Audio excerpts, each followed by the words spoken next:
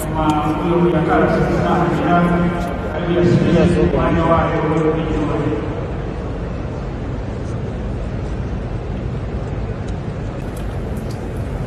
Yes, sir.